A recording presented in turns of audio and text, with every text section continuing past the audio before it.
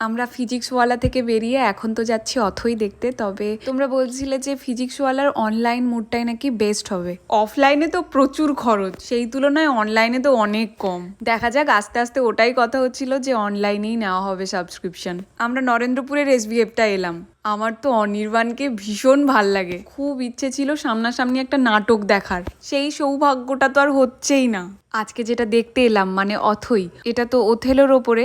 আমি ওথেলোর একটা ছোট্ট ক্লিপ দেখেছিলাম, কোথায় জানো, ওই সপ্তপদীতে।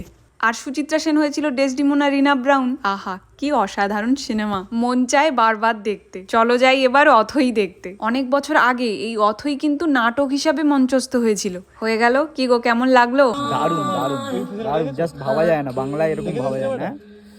অনির্বাণ যেখানে কিছু একটা পাওয়া যাবে সেখানে। চলো সবাই ভালো থাকো, সুস্থ থাকো, আজকে তাহলে আসি, দেখা হচ্ছে কাল।